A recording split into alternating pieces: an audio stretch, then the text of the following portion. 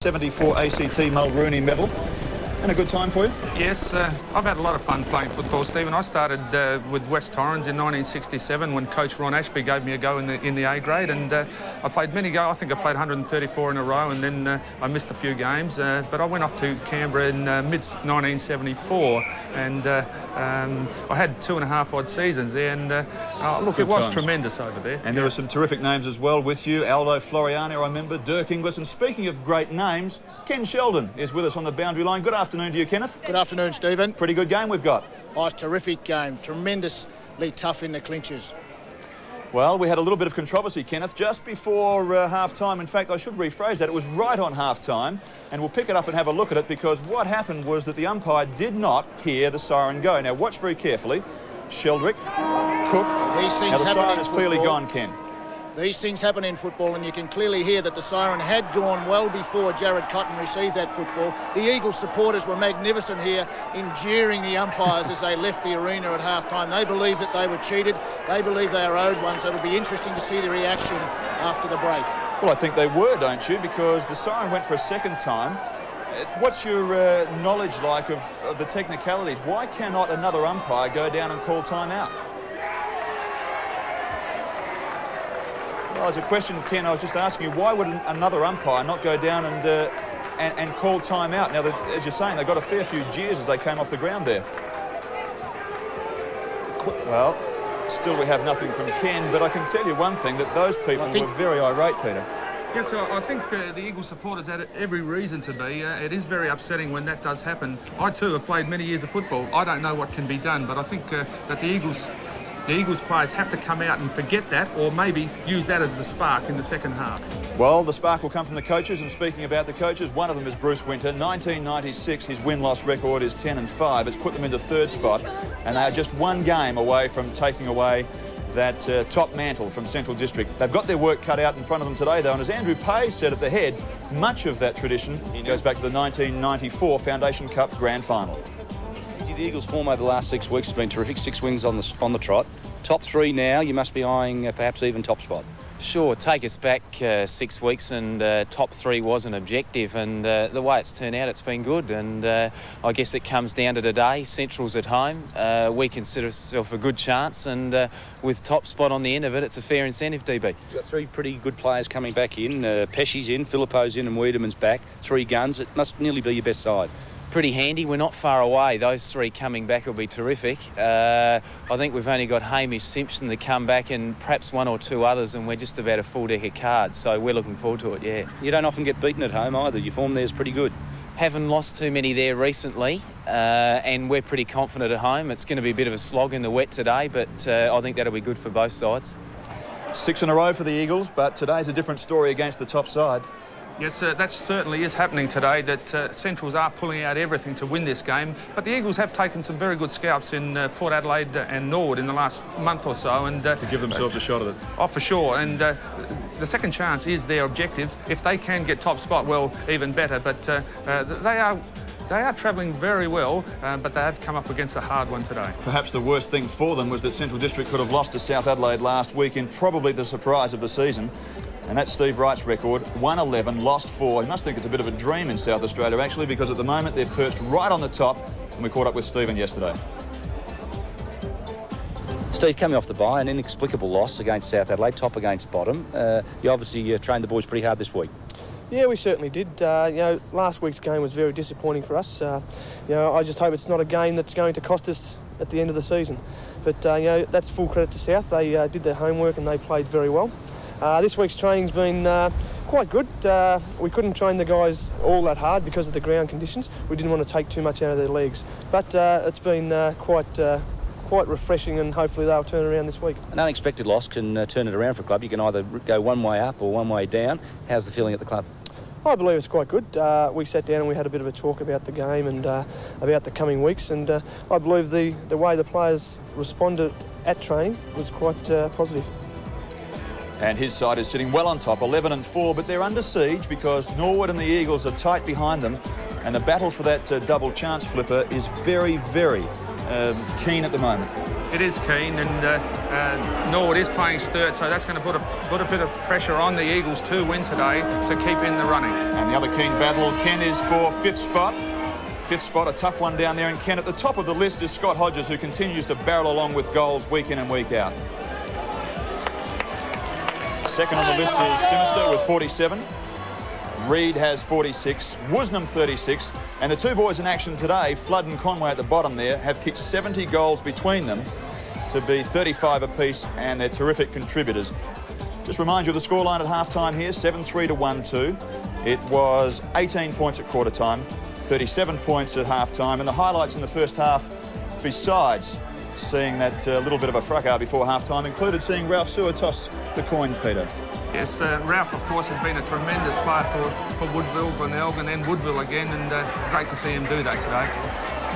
Here's Wind, and it was Cotton who kicked their first, and they kicked 3 against the breeze. There's a fairly hefty breeze coming from left to right, and Central did most of the attacking through Flood. They had McGowan in the middle. They had some good onlookers as well. Some of the league's heavyweights down at Woodville Oval watching this clash between first and third as Ellis got his first for the game. And that was their third against the breeze, and what was a pretty good effort. So the goal kickers to half-time, Cotton has a couple, so too does Flood, and the rest are singles. Now, I know, Peter, that you were talking about Neiman, and we'll get to him in just a moment. A couple of other games, Norwood are playing Sturt at the Parade, and there's 28 points in it at half-time. Second playing 9th. And seemingly the Red Leagues working towards at least a double chance, if not a top spot. West Adelaide are at Noarlunga. As I said, Adelaide's version of Windy Hill. 5th are playing the 8th, and neither side, I believe, kicked a goal on the second turn. Half-time there, 14 points of difference. And the other game, of course, is at Alberton Oval, and we say good afternoon to 2 of the scallywags of SA football. Scallywags. Good afternoon to you, David Mackay and Mark Nutty. Now, David, first up. Mark. Now, be careful. What about David Brown? Triplets during the week. How's his game going? Yeah, he's playing like it. He's picking up 3 times as many kicks as he normally does, 1 for each kid. Is that right? What about the form? How's the game unfolding, David? Actually, it's been very interesting, Mark, to say the least. Port Adelaide went into this match without Poole, Mead, Ginnivan and Francis. And you thought after last week's capitulation to North Adelaide, where they kicked 5 points in the last quarter to North 6 goals 1, they might have been in trouble. But have a look at it at half-time, Mark. They're in complete control. There was only 14 points at quarter time. We just thought that mightn't have been enough for Port Adelaide to be in front at that stage. But the second quarter, I mean, to their credit, they've extended the lead and really has, I mean, been great stuff. Now, we saw here, I mean, O'Brien Lees, he kicked a couple of goals in that first quarter. Alan Bartlett had a couple of shots. Alan Bartlett got reported for that, Mark. Is that a reportable incident, or do you think there was something that happened after that got him reported? Well, there's been a couple of reports here today as well. Daryl Borlays got reported. We might even see that perhaps if we look through the first half highlights. Chigwin snaps. That was an important goal, by the way. It was the first minute of the game, and Glenelg got off to a fly through Orlick with a goal, and Chigwin got one just moments later. They led by sort of 6 points just 2 or 3 minutes into the game. But this is great work, wasn't it, by Lees coming down from centre-half back? Yeah, as I said before, I mean, he's playing at centre-half back. He's just a great back, and he's been running down and kicked a great goal there. But, you know, Glenelg, to their credit, I mean, they haven't thrown the game away as yet. They've been under a fair bit of pressure here, both by the players on the field and also the crowd off the field. But one of the great highlights today has also been the performance of Scott Hodges. Scotty's got a couple of goals in this match, and remember, if he kicks 7 today, he gets 600 for his career, so that'll be a big highlight. And don't forget, we'll see highlights of this match tonight at 5 o'clock tonight. We'll see you back around that time. Difficult game for Port Adelaide, David. They seem to be in trouble. A lot of their senior players out, and they have to win today's game, so the heat's on them. Well, they're a game and percentage behind the 2 sides ahead of them, so if they lose today, they're in real trouble. They certainly are. Thank you, boys. We look forward to picking up your game at 3/4 time as well. The last time these two sides met was in round 9 at Elizabeth Oval, first playing 4th at that stage, and the margin blew out, much to Peter Phillipou's complete disgust, to a little over 10 goals. Yes, I did see that game, Stephen, and I thought early in the season Central District was very settled, whereas the Eagles were just trying to find their team placings, and you know, that was some months ago, and this is a different ball game today, however. It is as well. 10 wins for the Eagles, 11 wins for Central, and now it's first versus third. Let's just look down the left-hand side. The Eagles, in their run home to try and get hold of that top spot, play West Adelaide, then the bye, then they have some tough ones, Port and Glenelg North. Central, on the other hand, have their bye in the penultimate game. They play Norwood and Port, 2 real toughies in the next couple of weeks. Then they play North Adelaide before that bye, and then they finish off in round 23 against Sturt at Adelaide Oval. Just remind ourselves of the scoreline here at half-time. 7-3 to 1-2, a margin of 37 points. The goal scorers, just a couple each for Cotton and for Flood and Ken Sheldon. I imagine if the Eagles are going to work their way back into this game, they really need to get some goal kickers, and they probably need their only goal kicker so far to get out amongst it on the footy. They certainly do, with only one on the board at half-time. 7-3, Central District's leading the Eagles, 1-2. The ball up into the air, Payze. It's off the ground by Schaefer, but it's a free kick to the Eagles, and don't the Eagles supporters here at Woodville just love it, where they feel they were completely robbed of a goal just prior to half-time. Phillipou changed into defence, runs past well, flicks it out to Bailey, who turns on his left foot, puts the ball long. It's not really that neat, but it's effective as it gets to Neiman, who punches it inboard. They just emerge on the football. They're players from everywhere. Harada and Colville, the red-headed number 23 youngster for the Eagles, playing in the forward pocket, changing on ball. Umpire Ron Bettridge, not real popular here at the moment at Woodville, throws the ball in the air. Schaefer kicks it out hurriedly from defence. McGowan to Stevens, both terrific in the first half, as is Swert. Hicks with the football to the defensive side of the ground. It's Rogers, Andrew Rogers, the captain of the Eagles, leading in the race to the footy. Flicks it back into board to Phillipou, who, as we mentioned, has started this half in defence. And a ball up takes place right on the outer wing here at Woodville Oval. That's an interesting move there, Ken, to see Sam go to centre-half back, but you've got to understand that Sheldrick did put in a very good game at centre-half forward, so it's a very good move by Bruce Winter. These sides going into the game at 8-10 each, so their odds were identical on Sportbet, which means that most of the punters out there were believing, according to the bookies, that this was going to be tight. At the moment, the Dogs, stunned by that game last week, have really bounced out and done well against the breeze now, which is more like a force 10 gale. And really the only changes that the Eagles have made, apart from the Phillipou move, is that they have brought Clint Shaw onto the ground, number 28 for the Eagles, and placed him on ball at the expense of Wiedemann, who's now on the forward flank. But this big fellow, Conway, has been tremendous as a focal point as he pumps the ball in. Wiedemann, McGowan lays the tackle, not Schaefer on the left. Good pressure from Bailey, and it is forced out of bounds on the full. In the back pocket, the ball is for the Eagles side. Pearce will clear out of defence. Adam Pearce hasn't had a bad outing. To Payze, and Payze kicks long to centre wing. Beautifully done by Flood. Thought that Sam Phillipou might have had the spoil on it, but Flood must have had the mitt on it as well. Harada, that kick is excellent also, and it's fallen into the arms of Mark Conway. And just watching where Clint Shaw has taken up place, Peter, he's been assigned the task of curbing the brilliance of McGowan, number 23 for Central District, in the centre of the ground. Yes, well, that is a good move. McGowan did have a lot of touches in that first half and was causing a lot of problems. But Conway. this ball... Sorry, Peter. Conway, 40 out. Great looking kick. Mark Conway is playing beautifully. Yes, Mark Conway, when he came to the club last year, he was probably a little overweight and a little lazy. This year he's really turned that around, and his training has been great. I won't say he's the best trainer, but he certainly is enjoying it more. And you know, we expect him to kick 1 goal a quarter, which you know, if he can get 4 goals for us every game, he's going to be a very good player and a very hard player to match up. Stephen Wright, the Central District coach, sees his side in front here, well in front, in fact. They clear leaders, 7 goals, 1 in front, as the ball's thrown up in the middle of the ground. Free kick has been deemed to Jason Ziller, number 8 for the Eagles side. Right in the middle of the turf, the muddy turf here at Woodville Oval. Kicks the ball long to centre-half forward, where Sheldrick is his target and has been successful in his endeavours to take that mark. Really good positioning of his body. Yes, he does present himself very well at centre-half forward, and with this win, he would have a chance to score a goal from here. Number 23, number 22, I should say, Sheldrick. And that's a good kick. Oh. Hit the post. Can't take a trick.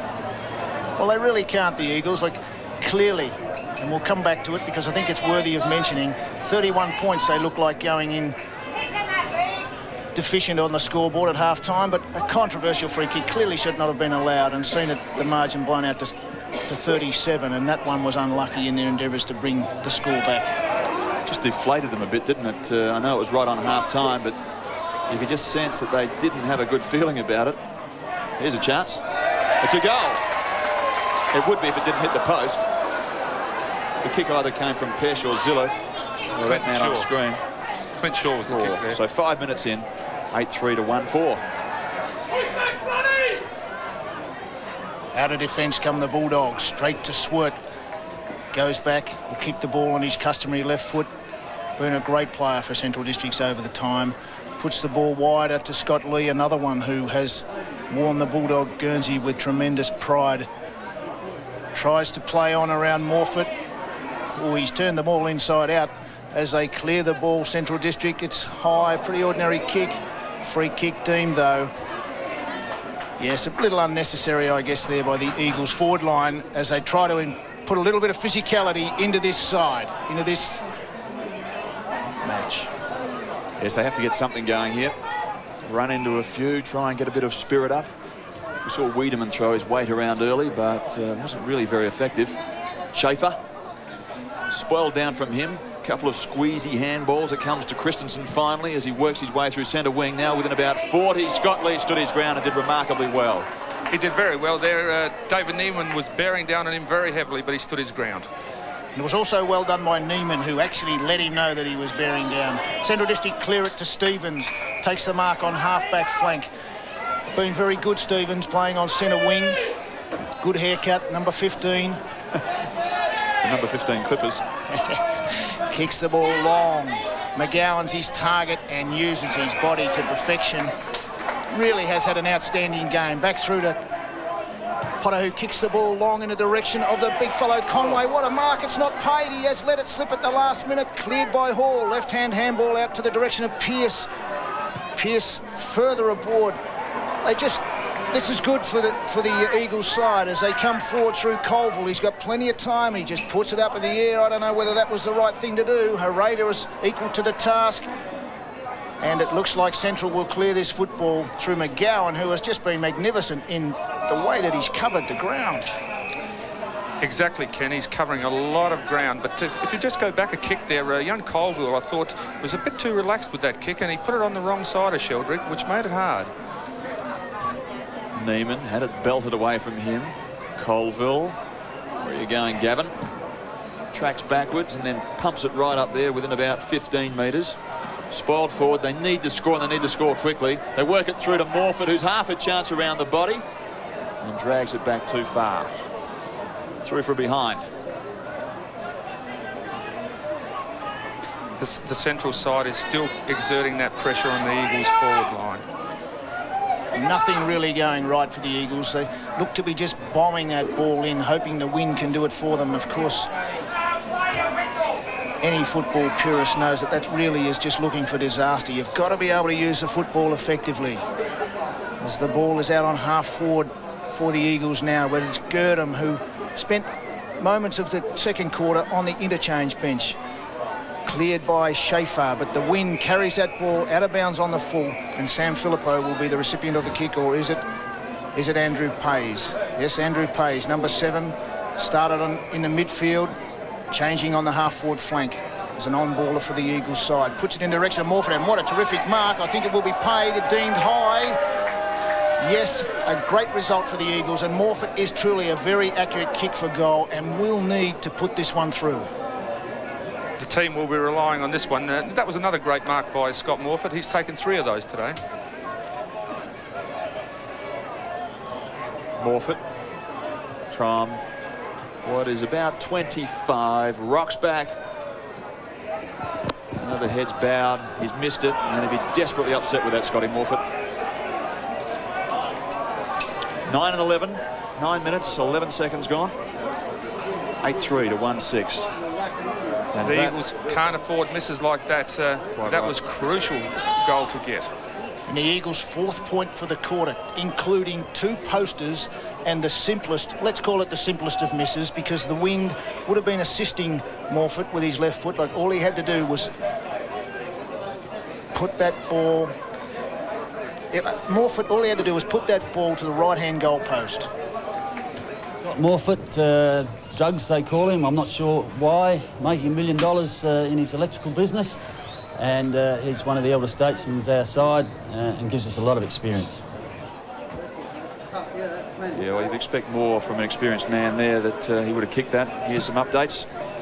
Norwood and Sturt, the legs by 34 points at the parade. South Adelaide and West Adelaide down there on the windy tops at Noarlunga. And the Bloods are in front by a meagre 15 points. And our other game this afternoon is Port and Glenelg. And we'll be looking at that game throughout the afternoon as Scott Lee brings the doggies back into play on that defensive eastern side of the ground. And for the third time this quarter, kicks the ball long to the defensive half-forward flank, as Central Districts are kicking against probably a 3 or 4 goal breeze. I went down there early in the game, Ken, and I think it's a 5 or 6 goal breeze in normal conditions, but it is a little bit heavy today, of course. Colville leads in pursuit to the ball, but harassed out of it by Stevens. Sees Girdham emerge with a football. A tremendous left foot kick to the advantage of Jim Wine. Number 8 for Central Districts, wearing the armband. Gives himself a bit of time and space, waiting for his teammates to present themselves, and they do. Out wide is Cook. Cook, the left footer. Played very well in the state game in Western Australia. Kicks the ball, it turns in on itself, and it is McClure who has paid the free kick on the half-back line for the Eagles. Well, they need some spark. And certainly more than 1 goal. 1 goal and 6 behinds. Nearly halfway through the third quarter. It's a bit thin. The Bulldogs continue to work it and share it. Flood's in over the football, and a pack of Eagles are in over the top of him. Football videos are available at the ABC shop. All you need to do is telephone 343 4601. That's right, during office hours, of course. Because no one's there out of hours. That's why, Ken. Harada and a boundary line. Well, Sheldrick's given them a little bit at the front, but you'd have to say not enough yet. No, I think it stems from further down the ground. The Eagles players are just not getting the latitude from the formidable Central's opponents. Boundary throw-in. Douglas Bailey was in action against Robert Schaefer. Come on, Eagles, see if we can't get something moving down there. Beautifully done by Morfitt to Payze. Now the head of the square, you would expect. The pass wasn't great, but it's still going to allow Ziller, who loves kicking goals, so long as he doesn't kick into the man on the mark or the man who's on him. In the meantime, Neiman has cleaned up what was a spoiled kick up forward and kicked the goal, I imagine it is. Well, didn't they make a mess of that one until such time as David Neiman resurrected it? Yes, it was fortuitous that David Neiman was able to pick up that ball and slam it through. I think David's got the 2 goals for the Eagles. Yes, he's their sole goal kicker as they trail Central Districts.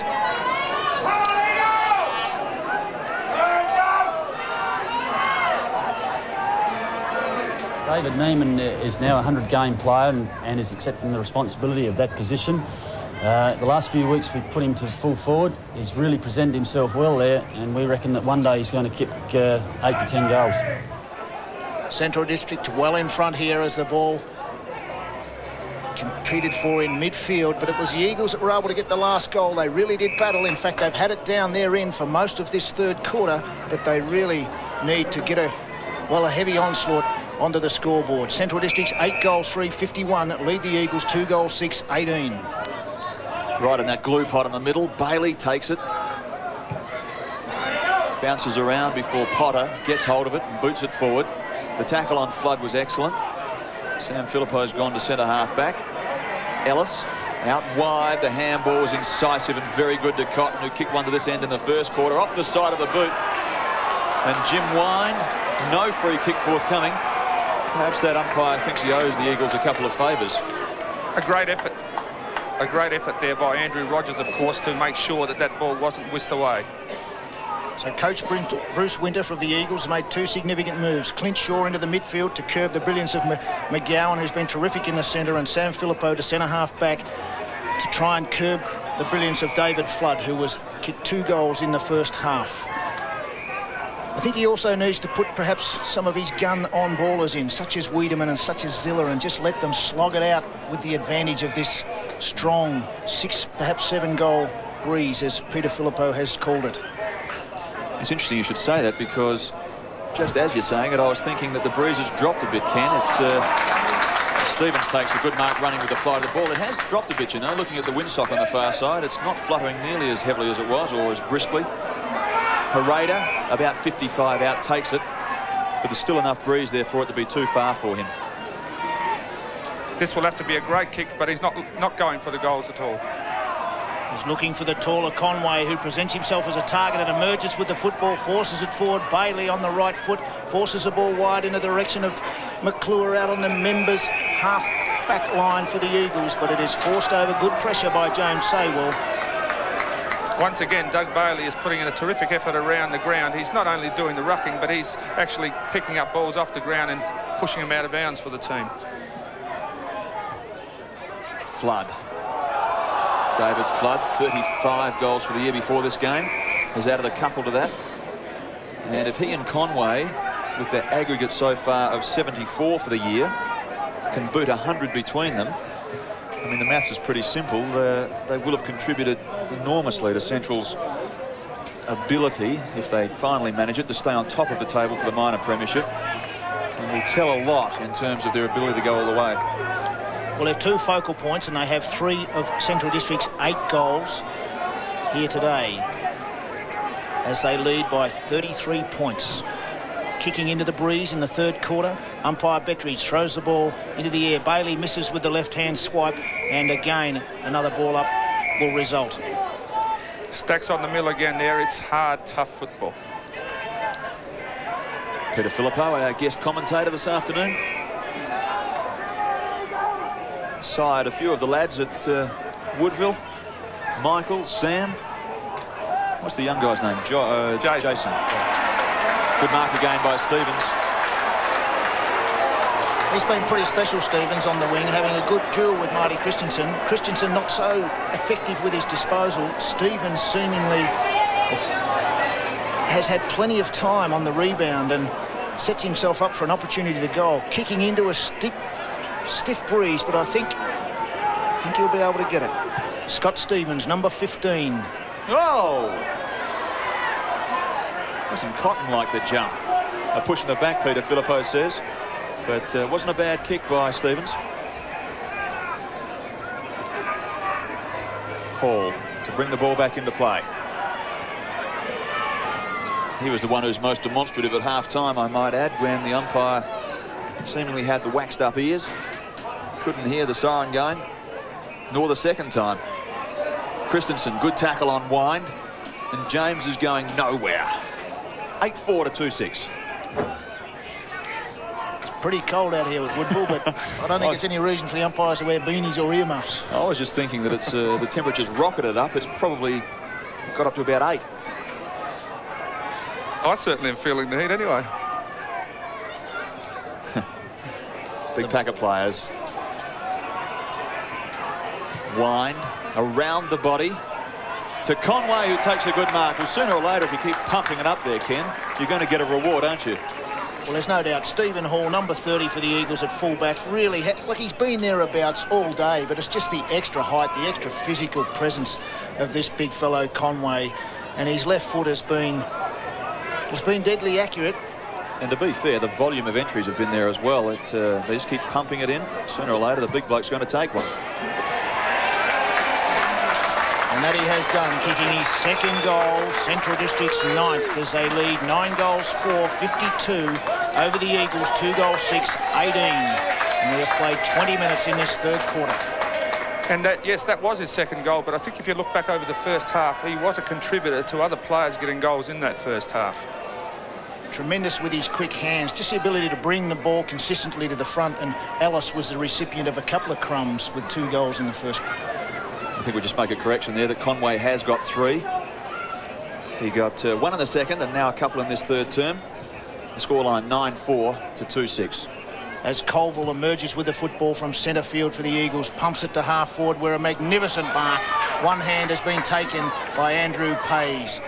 He really has given everything here today. Started in the midfield and changed on the half forward line. Number 7 for the Eagles, pumps the ball in long, looking for big Neiman. David Neiman in front, but the ball carries over the back, and it's McGowan who crumbs that and just runs it through for a rush behind. It was a bit unfortunate, that kick. It was a bit too high for Neiman and actually floated away from him. So Scott Lee's going to bring it back. 33 years of age. A state game for him this year. And it's a great reward for a one South Australia since switching to Central from Hawthorn. Bailey sweeps the handball to Wiedemann, who's been quite inconspicuous over the last 30 minutes or so. To within about 5 metres of the goal. Nobody can snare it. It's gone through, one behind. 9-4 to 2-8. Stephen, one of the players I feel is a little bit down today, and which does affect the performance of the Eagles, is Jason Ziller. I'd like to see him get back into the play, and that will make a real difference. In the update department, the Redlegs by 46 points over Sturt. West Adelaide still holding that similar margin over South Adelaide by 16 points. And the Magpies in a commanding position to the tune of 41 points over the Tigers, who continue to be perplexing, to say the least. This is Stevens. Nothing perplexing about this lad, though, as he can really play. He's got a bit of toe as well, pushes it to half forward, where Borkwell, who's just come onto the ground, takes a good mark. Andy Borkwell holds it up like a gold medal he was holding up there. Right down it goes. Conway, front spot is Cotton. Beautiful crumbing work, and misses. Yes, he didn't balance himself up there. He had a perfect opportunity to just take an extra step or two to sink it through, but unfortunately didn't do so. So Potter comes off the ground to be replaced by Cotter. We won't get those confused, Flipper, will we? No, certainly not. There's a Cotton out there too, you know that, yes, don't you? Yes.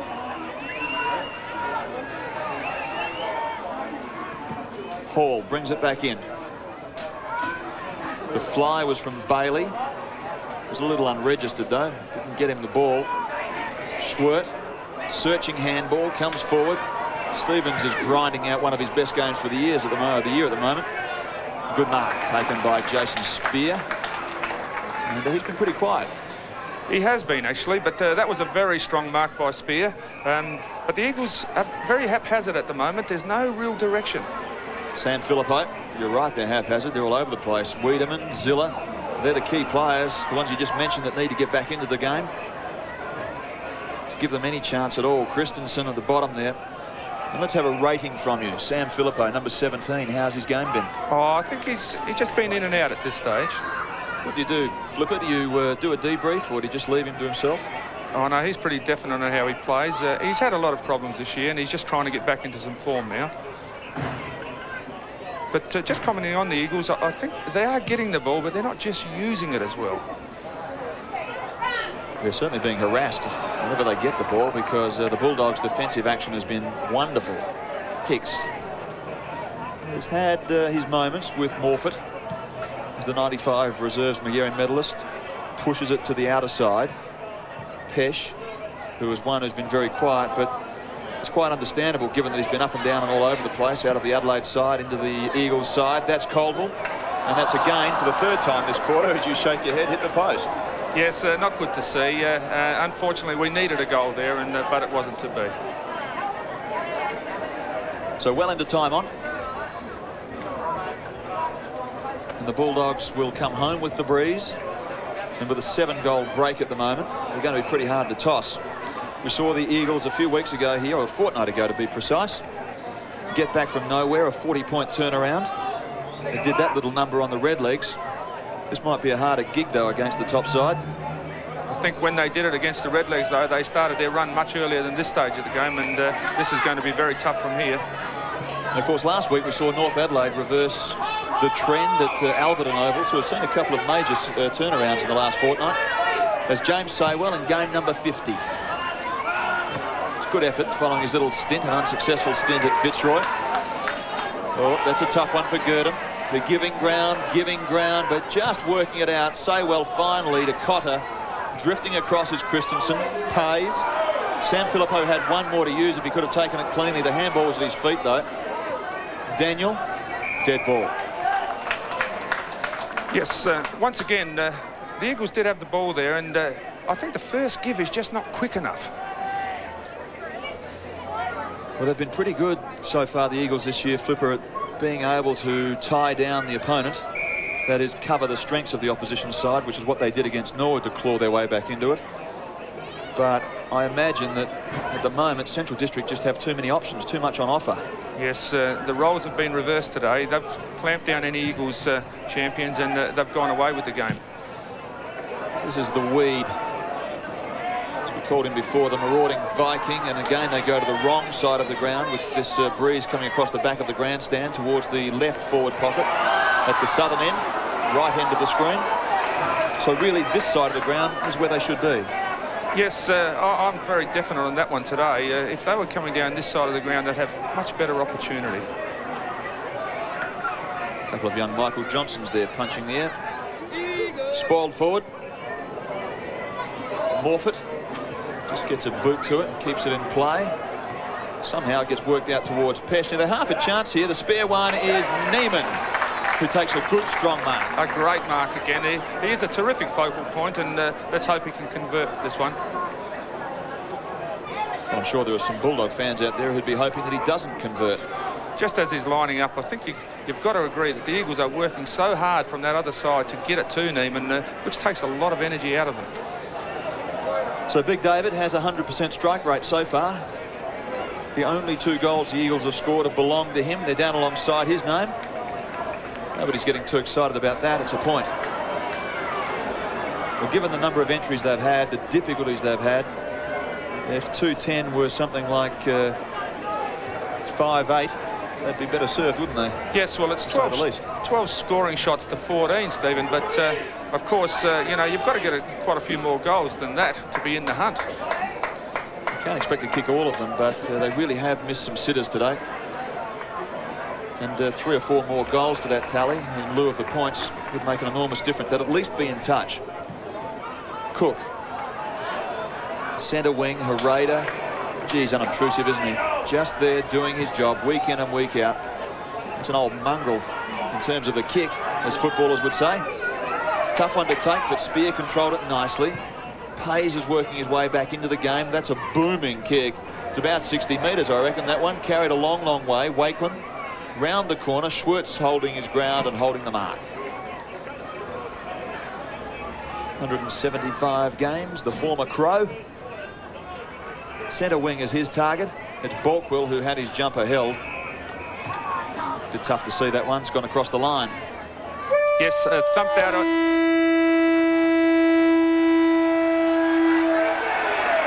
Well, as Peter Phillipou looks at me as if to say, is the grandstand going to fall down? I think they might have given a few extra decibels to the siren, just so that the umpire could hear it, Peter. Yes, I think they heard it that time.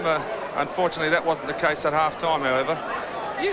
So it's 3/4 time here at Woodville Oval.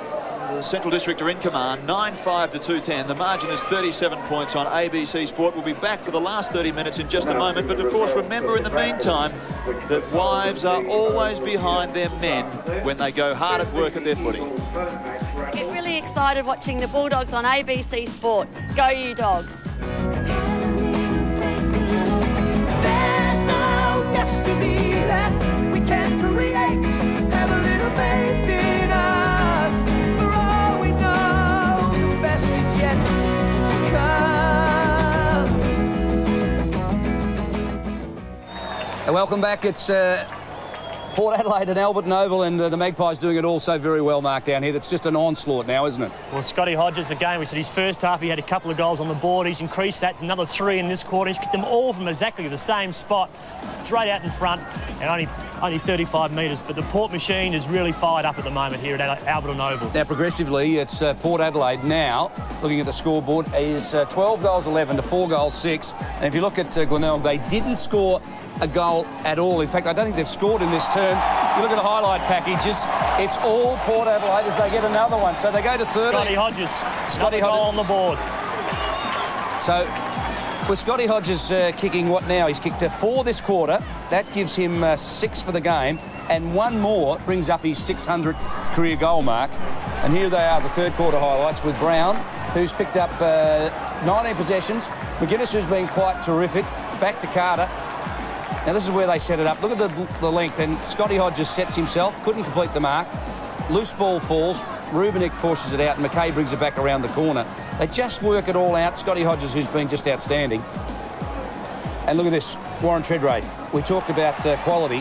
That told us something about the lad. He back into the pack and finished it up with a beautiful goal. He had a very experienced player in behind him. Darren Smith was standing behind, just giving a little bit of a guard of honour, just letting him know that he had the confidence to be able to back into that pack. But this Glenelg side, they're just completely rattled. The Port players really out there, there's plenty of feeling. The Port players reckon that the Glenelg players are going soft at the moment at the football. Well, we noticed aren't putting in hard enough. Yeah, you can see it on the replay at the moment, just how tough and second and third effort. But here's Scotty Hodges again. He kicked his third, he's fourth from there now. Well, that was his third goal for the quarter, and he's got 2 more after that. And suddenly it's 13-11 to 14-6, and the game is out of Glenelg's keeping. And Triggy, you've got to suggest that Port Adelaide, when they're good, they're very, very good. Yes, they are. But Nails, I want to ask you a question. What's this business about softness in the Glenelg camp? They've got people like Chigwidden and McDermott. How can your comment be the case? Well, no, we're not saying that they're soft, but out there clearly the Port Adelaide players are taunting Glenelg that they're soft. Chris McDermott went back after taking a courageous mark and grabbed his heart and he said, look, others mightn't have it, but I've got it. So Port Adelaide are taunting Glenelg, and Mark, I think you'd have to agree with him. Oh, they are. They're just rattling. There's a few players there that aren't going in hard enough. And really, I mean, David Brown's game has just been sensational. I mean, the lad is super fit, but he's gone down with cramp about the 20-minute mark of this third quarter because he's been in everything, and I mean everything. Tricky, stay with us because tonight around 5 o'clock you'll see the last quarter of this game and there'll be fireworks. Yeah, look forward to it, David. Thank you, Mark Naley, as well. 3-quarter time at Norwood Oval, 13-3 to 3-6. 10 goals of difference, and I imagine that, Flipper, that's probably what everybody expected, and it's probably what people expected at Noarlunga with 5th playing 8th and West Adelaide in charge there. Yes, I guess so. Unfortunate for South, they had been on a bit of a roll.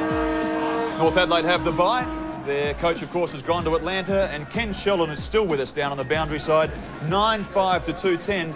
8 behinds, Kenneth, in that third quarter. They've probably kicked their way out of it.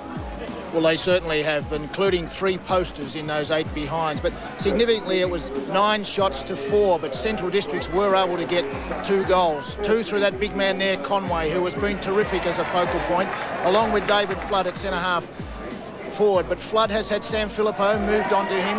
One of 2 moves made by Bruce Winter. There was the other one there with young Clint Shaw, number 28, going on to curb the brilliance of Ricky McGowan, number 23, who has been magnificent. Well, I said at half-time, Flipper, that one of the problems for the Eagles is that when Central District last week lost to South Adelaide and they had their pride stung, they were always going to come out today and be tough and at the opponent, and they just seem to have rattled the Eagles today. Yes, they certainly came out snarling, and they're not going to give this one up, I feel. Neiman there. They tried to make a mess of that one, Ken, but Neiman finished it off, and he's about the only focal point they've got, to be honest. Yes, he has their only 2 goals for the game, but it is the pressure of the Central District side which has just forced the Eagles, even though they were prominent in disposal in that quarter, to go to the defensive side of the ground. Well, that is the defensive side of the ground, and that kick was straight into the breeze, but it wasn't a bad one, and they need more of that, which is a gross understatement, but more of that where they can get it quickly into Neiman and let the big man take some marks down there. So just recapping, 3-quarter time, there is Neiman on the left side, has a couple. On the right side, Conway went into this game with 35 goals, as did David Flood, and now they've added to that with 5 goals between them. They're a pair of real dynamos, and they're causing all sorts of headaches for other teams besides the Eagles, but today they've carved them up forward of centre. So we're just about ready to go. Orange time here about to be completed, 3-quarter time. And there'll be a few oranges sucked, I reckon, for the Eagles because they've been in all sorts of chasing mode and trying to get out of problems that have been created for them by the hard tackling, hard running, harassing Bulldogs, which is a great sign for them. So the Eagles and Central District, 3rd at the top of that flag, they're playing 1st. Central District, the Bulldogs are, well, they're really covering their territory, protecting their patch because their top spot is on the line on ABC Sport. So far, they're doing a pretty good job. Middle of the ground, Bailey can't take it, then hands it away. Rogers, Saywell, hands it away towards McGowan, and McGowan's left leg is beautiful. It's just as good as his right. That one didn't quite find the target, and Wind, who's been a little quieter, got one just in the face there as he scrambles across the top and wraps it up. A quieter game from him, but not a bad one in terms of the fact that the man is 34 years of age. Who are we talking about here, Steve? James Wind. Oh, James is 34, is he? He doesn't play like a 34-year-old. Well, he's getting close to it anyway. He's doing very well, actually. Meanwhile, back in that full forward area, Spear and Flood. He's got his hands full, Jason Spear. Working through to the boundary line, Scott Stevens, who had a simply sensational third term. A beauty from him. There he is, number 15. As Ken said during the third quarter, terrific haircut as well. 131 games. And a state game for him. He's really had a pretty good season. And we've got a boundary line in this right forward pocket. Ken Sheldon coached St Kilda. He coached South Adelaide. I'd be keen to know how he thinks the Eagles can get out of this mess. Well, they certainly just need to win possession of the football and use it effectively into the breeze. As Girdham does the team discipline thing, centres the ball, but Spear it is, who has read that well, number 3 for the Eagles. Trying to relieve himself of the streamers. The left foot kick to the defensive side of the ground.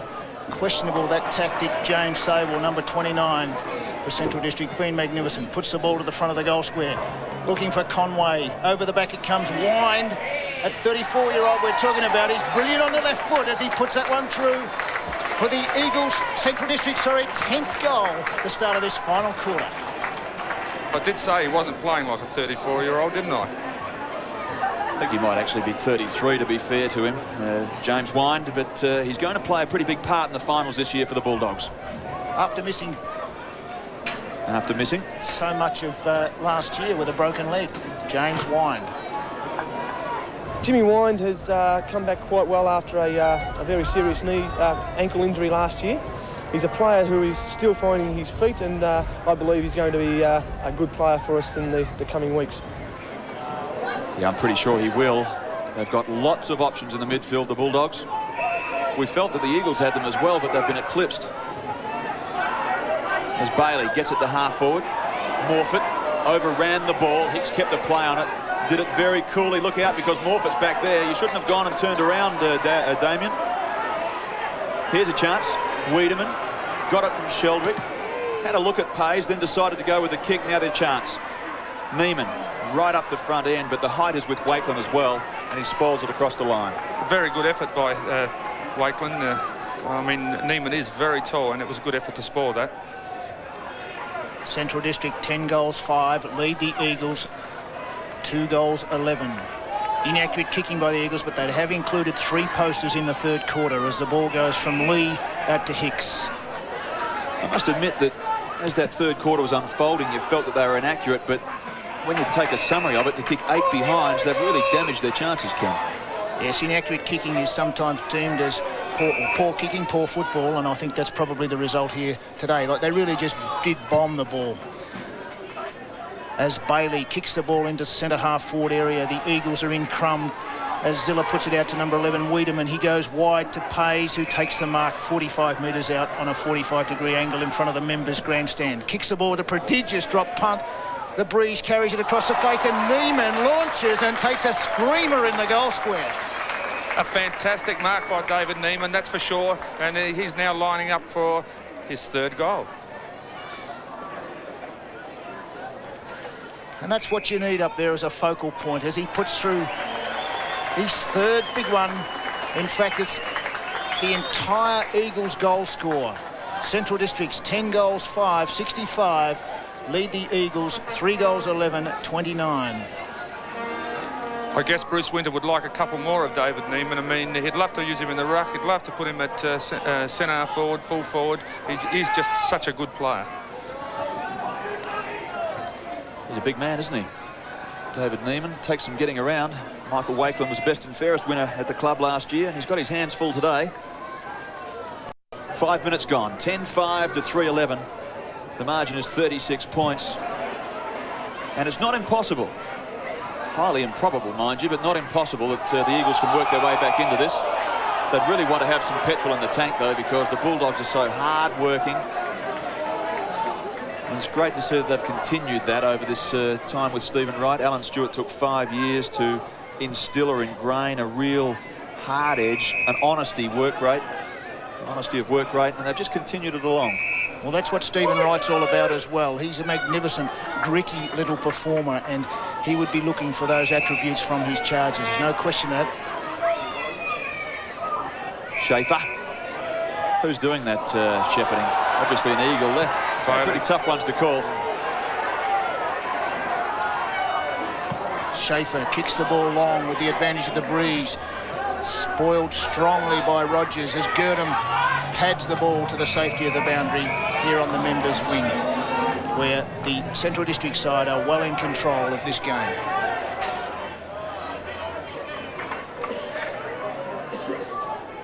Boundary throw-in. Potter sitting at the front. Little Timmy Cook's given the free kick away. And it's going to be Jason Ziller. How have you seen his game? Well, Jason Ziller has been one of the real sparks for the Eagles in their last run. Unfortunately, he hasn't been able to get the possessions today. No, he's not been quite so dynamic. Tucked on the boundary line and finding it with an awkward kick is Sean Hannam. Across it goes, out of bounds on the full. Score check, 10-5 to 3-11 on ABC Sport. And I think that's reflective of the ability of the Central District side. They've just been able to pressure and harass the Eagles team on every occasion, just forcing that ordinary disposal more often than not.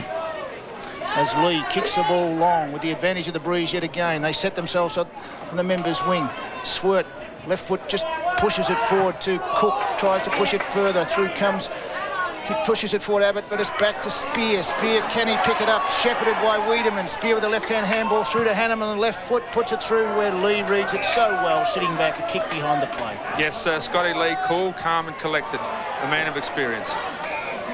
Just seems to know where it's going to drop every time, doesn't he? So that's sixth sense as Cook thumps it down towards the forward line.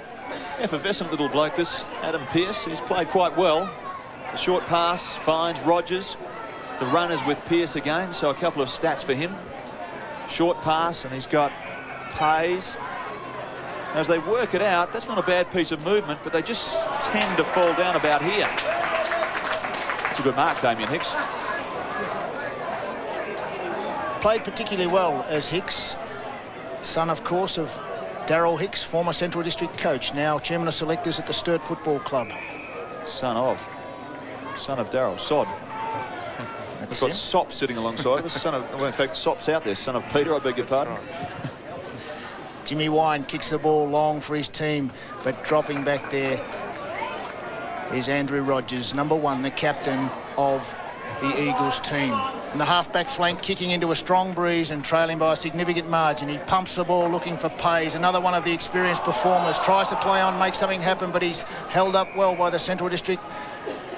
Just their ability to be able to scrag and stop them on every occasion has been something special, Peter. Yes, I think you said exactly the right thing there. Andrew Payze was trying to make something there because I think at this stage of the game they have to do that. Well, Central District have been the better side, there's no doubt about that. Perhaps Eagles fans will console themselves when they look at a scoreboard that shows 14 shots to 15, effective scoring shots, 14 to 15. But they've really been eclipsed. 36 points in front, kicking with the breeze in this final quarter as it's knocked on by Abbott. And an SANFL update sees West ahead of South by 40 points. And, of course, Port Adelaide and Glenelg coming up. They've had some grand encounters over the years. A couple of reports down there, so it's a fiery old Stousher game. We'll show that game from around 5 to 5, so stay with us as we run you through the dying rounds of this SANFL season. That ball goes right up towards the line. And Hereda coolly sees it across. Through for one behind. 10-5 to 3, 12-15 effective scoring shots apiece. I was trying to make the point a moment ago that for all that, they've really not been in the hunt, the Eagles. They've just pinged away at the goals on some occasions without a good return. Scott Lee looks for Stevens, but it's Payze who really is giving everything for his team. Wiedemann on the left-hand handball, back into Hannam. He's created a bit of spark since coming off interchange. Centres the ball, terrific play. Back into the ruckman, Doug Bailey. Bailey on the left foot, puts it out in front of young Colville, and he is a tremendous young player, I believe, this young fellow, Gavin Colville, and he has one real supporter down there in front of the Eagles race. He's a red-headed. I would nearly bet, Stephen, when I was down there in the boundary, that he would have to be a brother.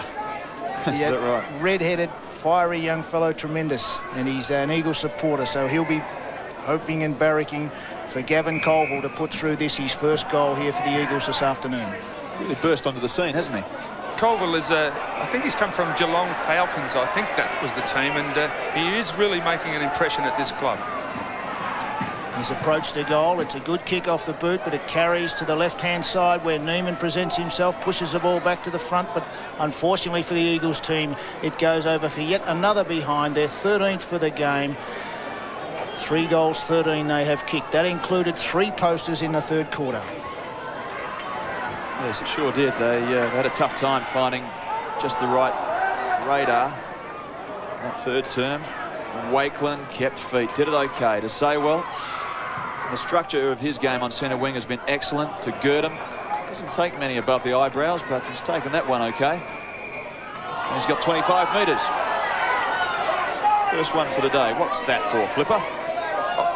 Search me, Stephen. I couldn't see the reason for that one. 227 games for the durable captain as he finds Mark Conway. Well, as durable as Roger Girdham is, this bloke's very, very tall and athletic. And he really has grown in confidence as the game has progressed, Stephen. He's presented himself, him and Flood at full forward and centre half forward respectively. So here is Conway. As Ken said, he and Flood have done all of the damage up there, and he's got another one, Conway. One in the second, Flipper, 2 in the third, now 1 in the fourth. He's been a very important player. I was just about to comment that Perth player that's really emerged to be the outstanding player in this game as he goes into the ruck. So the winners in the AFL, North Melbourne last night got up over Hawthorn. I think there's a bit of a surprise coming up. Geelong defeated Adelaide by 35 points. Adelaide were in front at one stage. Carlton by 10 goals over Fremantle. And that perhaps is the surprise in some minds. St Kilda up over Collingwood as Ken Sheldon shakes his head and thinks no surprise at all. The Eagles trailing by 40 points here on their home ground. The league leaders, Central Districts, have been terrific. And coming up, of course, in about 20 minutes' time, we'll have the game between Port Adelaide and Glenelg. And I was just pointing it up a moment ago, saying there are a couple of reports.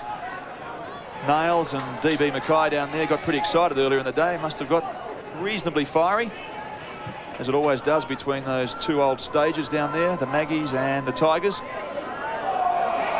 See if Glenelg can come back in the last turn.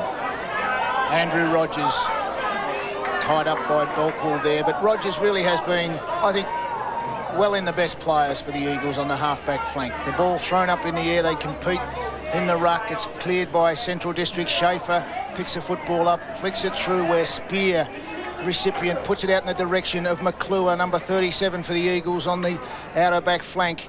Drives the ball in the direction of Morford, who overruns it very casually. Back into Conway from Hicks. Conway on the left foot, a long kick to the half-forward flank where they set themselves in a fine mark by Cook, number 6 for Central District, playing as a rover, changing in the forward pocket. Uses his left foot, kicks it again, long into the full forward area, and up they go. Jared Cotton over the back. Bogwell back over to Potter, who has a snap, but it's inaccurate and registers Central District 6 behind for the game. Yes, Ken, I was just going to comment there that the Central's players, whilst they didn't get a goal there, the give out to that player running past was just so quick. So quick and precise. Good reflex, isn't it? Our telecast throughout South Australia and the Northern Territory. As always, I hope you're nice and warm up in the Territory because we've got an Arctic burst down here. Absolutely freezing at Woodville Oval. Not quite as sticky and messy in the middle, Ken, as when we came down a couple of weeks ago, but still a bit of a bog in there. As Nick Pesh comes off the ground for Marty Christensen to return. Yes, the conditions, they're not too bad for football. It is windy and it is heavy, but Central Districts are clearly showing the way by being first in for the footy and using it with every opportunity with a reflex, as Colville comes out with a fine lead from the half-forward line and takes the football. in his hands. Transfers play across to the scoreboard where Andrew Payze flicks the ball in front of Axon. Michael Axon turns back on his natural left foot, has a snap. This could be good for the Eagles. It is, as David Neiman, number 35, positioned himself well and takes a chest mark only 5 metres from goal on a difficult angle. Just as he's lining up there, I think we've got to give a bit of credit to Jason Ziller out there on the wing. He worked very hard to get that ball out. It's a hard man to get around David Neiman if he gets in front. When you get a quick entry like that, usually pay a dividend. The check side shot is spot on. So he's finishing off some pretty good work at the 16-minute mark, 11-6 to 4-13. But I'm sure that David would be the first to agree that the players downfield are important. And one of them, feeding him, kicked 6 goals last week, Michael Axon. Michael Axon had a very good year last year as a first-year player playing on the wing. Had a very good pre-season. Unfortunately, his season was interrupted with injury. Central District 11 goals 6, leading the Eagles 4 goals 13 as the Eagles kick left of screen into the breeze on their home dunghill. Conway punches the ball with the right hand. Emerging with the football is Clint Shaw, who's been brought on at half-time to curb the brilliance of 23 for Central District. Picked up by McClure, back inboard to Christensen, just on board, replacing Pesh as Colville, the red-headed dasher. Flicks it into the ruckman in Big Doug Bailey, who punches the ball long into the forward line. Can the strength of Neiman emerge? It can as he pushes it forward. But tremendous defence by the Central District side. Hicks flicks the ball in the direction of Abbott. It's picked up by Daniel, who just tremendous pressure in there. But it's a good foray here by the Eagles side as they are pushing themselves back into the game. A long way to go, but they really have lifted their work rate. I think we've got to give a bit more credit too to McClure. He's starting to get some telling touches from the centre of the ground. Footy videos, a reminder, you can get those at the ABC shop as Conway has a crack at it. Bailey, too little too late at the moment from the Eags. They're rallying, but it may be just a function, to be honest, that Central have gone off the boil a little.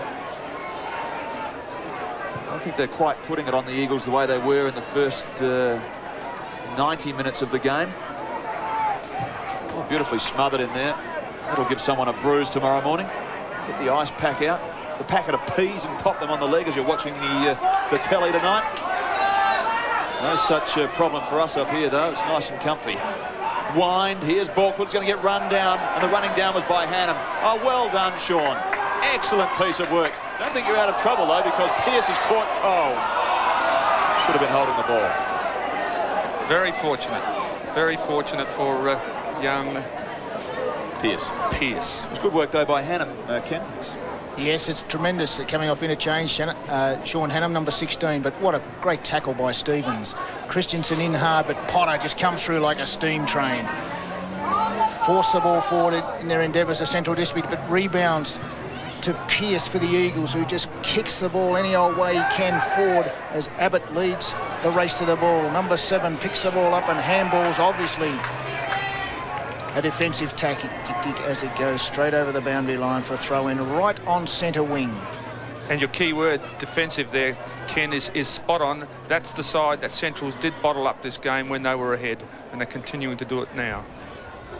35 points ahead, the Bulldogs.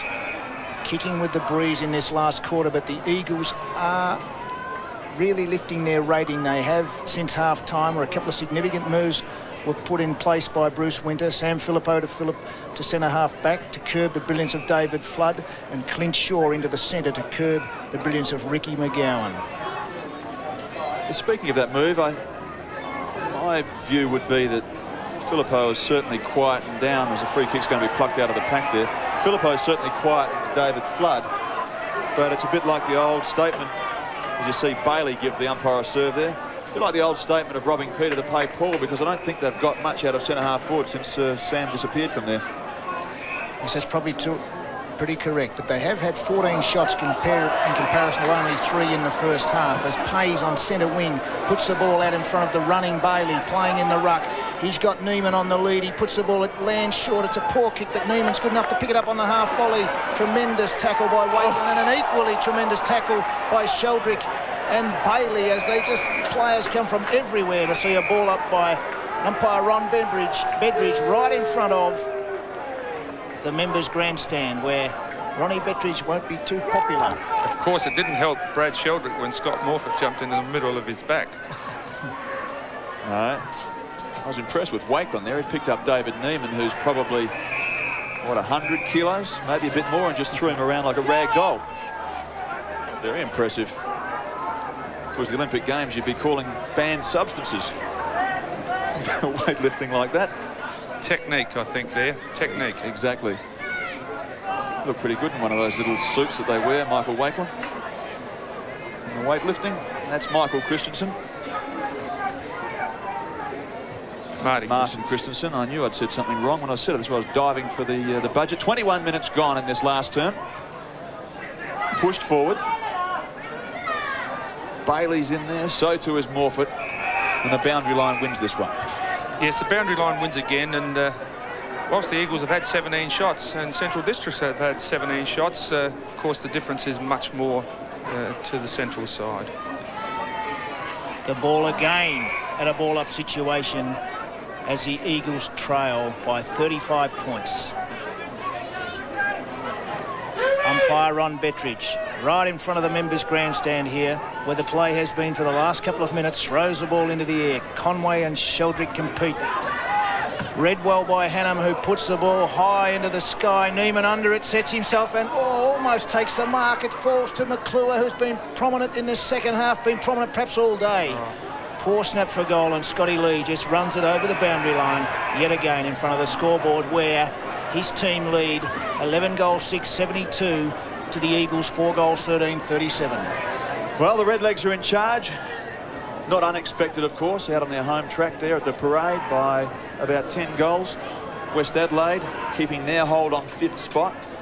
South Adelaide winners over the last couple of weeks. Not going to win that one, it would seem. And coming up very shortly, traditional competence, Port Adelaide and Glenelg head-to-head down at Alberton Oval. Mark Nailey, David Mackay sitting up on the scaffolding down there. They'll run us through much of the last term and fill us in, give us a colour picture of exactly what's been happening down there in a match where Port Adelaide simply have to win to get themselves any chance of getting that double chance back. Oh, the sunshine's come out. Flipper, I need the sunglasses. Not under the grandstand, we don't, but perhaps if you're on the other side, like I normally am, yes. I have seen you in various Eagles games sitting on the far side there. What's your theory? Well, my theory is that that side of the ground, I do enjoy the sunshine, and I generally get some peace and quiet. Yeah, fair enough. Waves and waves of numbers. Here they go. Saywell got on the end of the chain, but there's no one there except for Adam Pearce. And Adam just got the fingernails to it. It was lucky as well because it rolled on through the big white ones. One behind. 11-7 to 4-14. 3.5 minutes into time on. Yes, Adam Pearce was fortunate there. He hasn't been his usual dominant self, but he has put in quite well, I still think. Again on that far side of the ground. A lot of the play's been on it. And young McClure has got another touch. I think he's been quite a very good player this quarter. McClure's kick finds Rogers, who just acts a little bit on the mark and then flees the scene, puts it to Colville. Deep in the half-forward line and wide on the half-forward line. Beautiful mark, Stephen. Stephen Schwert playing at half-back. Just snared it with the one hand. And then squeezes it a little wider to John Abbott. They're just messing around, Flipper. Yes, they've got full control of the game. They realise that, and one would think they're just trying to build up their possessions here. Important wins these, by the way, because the finals are just 6 weeks away. And if they do meet one another, the Eagles, of course, have a very good chance to get a double chance at it. Although if Port Adelaide draw level on points today, it's going to be a battle for them. But a psychological advantage is what the quote is, I think. If they win this one, then if they meet in the finals, they'll know they've got their measure. Well, I guess you could say that, but on the other hand, I think the Eagles have now struck Central Districts when the Eagles side has been reasonably settled, and they know what to expect now, whereas at the start of the year they weren't settled themselves. It's hard to pinpoint just what difference it would make on a dry, hard and firm football park in September.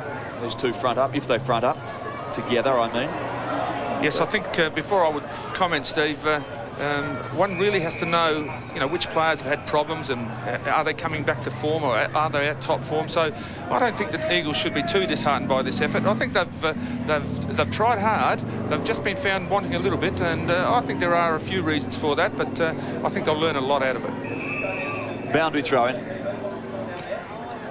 It's about 40 metres, 35 metres around from the goal line that belongs to Central District. Now, what's happened there?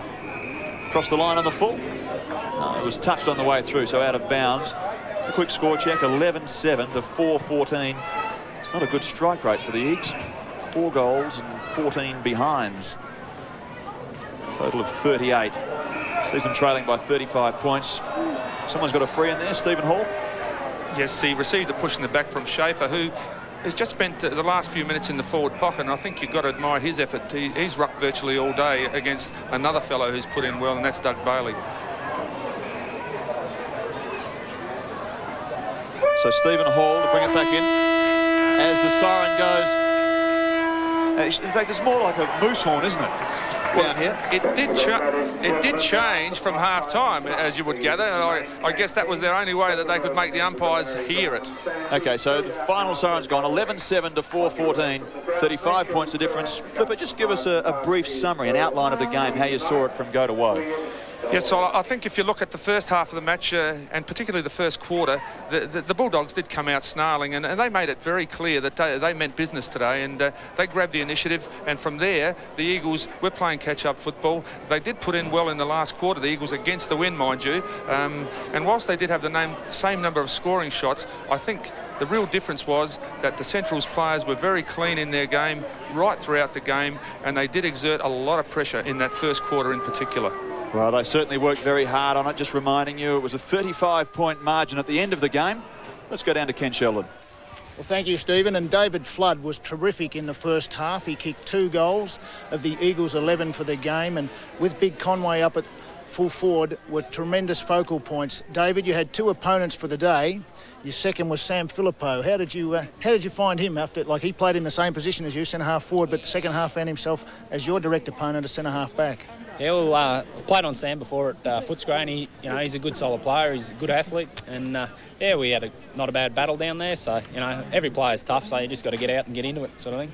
And you've alternated between full forward and centre-half forward since crossing from Essendon, where you're a life member. Yeah. How have you enjoyed the transition at Central Districts under your new coach, Stephen Wright?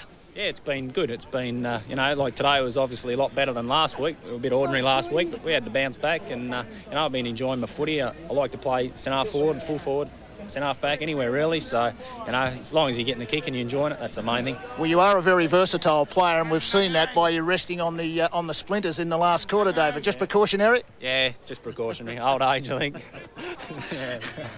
No, it's probably more precautionary. So, yeah, just take it easy. And we've got a big game next week, I think. So, just got to get ourselves right for next week now. And you're clearly now on top of the ladder. Maybe even 2 games clear today, or perhaps only 1. But really looking to settle yourself now for a finals onslaught. Yeah, well, we've had a bit of a chat during the week. We've got to set ourselves up now for the finals for the last few games. I think we've got to try and take each game now, obviously, as it comes, but, sort of look to the finals, but not sort of get too far ahead of ourselves, really. Playing at centre-half forward or at full forward, as you often do, but Ricky McGowan in the centre today early was just magnificent. Forced coach Bruce Winter of the Eagles to put Clint Shaw on him as a tag, but, must be coming down to your lace out, David. Yeah, well, the midfield has been fantastic. Rick's a good player, and young Cookie and Roger Girdham, Craig Potter, those sort of guys were terrific today, and they've been terrific all year. So, obviously, if you've got a winning midfield, it gives the forwards a good chance. Yeah. Well, thanks very much for your time. We'll let you go and join your teammates. And back to you, Stephen. Yes, thank you very much, Ken Sheldon. We're up and away, and it's a bit of a luxury to be able to have David Flood on the boundary line. I reckon in that last term they were lair-rising by putting a full forward of his calibre sitting on the bench in the last 30 minutes. Well, I don't know if they were lair-rising, Stephen, but maybe he's had a bit of a niggling problem, and then there was just no reason to risk it any further. So I don't know. I'm only guessing. But well, he and Schaefer, Peter, have been excellent for them. They lost some tall men, and we've talked about it throughout the year that they've replaced them with Schaefer and Flood, and they've been excellent recruits. There's the scoreline: Central and the Eagles.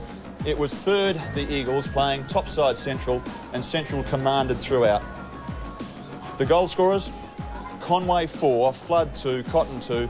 Neiman was the standout on the left side with 4, but I know that you felt that Conway was, well, a contributor to the point of being a winning contribution. Yes, well, I was very impressed with Conway, and so much so that I feel he was best on the ground. So, Ken Sheldon, one of the very good things from Central's point of view was bouncing out of that South Adelaide loss last week was they worked hard on their opponent. They did indeed. They were just magnificent in the clinches. The ability of the Central District's players to just scrag and pressure the Eagles on ballers as they gained possession, forced inefficient disposal from the Eagles, and their defence, led through Scott Lee and Wakeland, was just magnificent. Their rebound football was terrific, and of course up forward they had two magnificent focal points, as we talked about, in Flood and Conway. Yes, and they're going to serve them pretty well, I imagine, throughout the rest of the year as well and into the finals. Now, we've just got a couple of minutes spare, and Flipper, I want to talk about a concept that was floated during the week about the ACT joining the SANFL, all those letters there. You've got that headline that came out during the week, Canberra moving to join the SANFL. I know you played in the ACT yourself. What are your views about it? Yes, well, I was surprised to hear that one, but I would have thought that the ACT could form part of a country competition in New South Wales so that New South Wales could have two representative teams. So I would have thought that made more sense. Well, that's an option, Ken. What about your view on it? One of the problems with it all is the tyranny of distance. The airfares, the travel, but with the dividends at the moment the SANFL clubs are getting, maybe it's feasible with just one visit per annum. Yes, with one visit per annum, and also the claim that the ACT are prepared to pay their own way. So perhaps in a couple of years we may see something of this nature transpire. Well, what about the fact, Ken, of that cost? Do you think it's going to be prohibitive or not? Well, it is very expensive, no question of that, but there is tremendous dividends that come from the Crows back to each of the individual SANFL clubs. And of course, whilst that will not double in the coming years with Port Adelaide's inclusion, it certainly will increase. But I don't think the directors of the SANFL would be too keen to see it shared to the ACT. I wonder if Peter Phillipou might coach an ACT side. No, I don't really think there'd be much chance of that. Why not? Why not? You gave us some very incisive comments today that were excellent. Well, thank you very much for that. Doesn't mean you can make a coach, by the way, but No. I know you've an enthusiasm for the game. Save you sitting in the outer.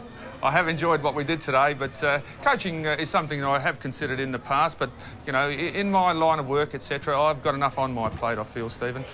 OK, thanks, Flipper. Well, the AFL winners, North Melbourne got up last night over Hawthorn, of course, and no surprises there probably, but Geelong have continued Adelaide's woes away, Peter. Yes, well, Adelaide, of course, has had its back to the wall, and it would have been very tough at Cardinia Park for them today. But they haven't gone down by that much, but unfortunately they have gone down. Carlton over Fremantle, St Kilda over Collingwood, Ken Sheldon's old side. And I know, Ken, in the press this morning you said that the Adelaide Crows didn't have a monkey on the back, they had a veritable gorilla. I don't think they've shaken him yet. Yes, well, it's unfortunate for the Crows now that they just haven't been able to win in Melbourne.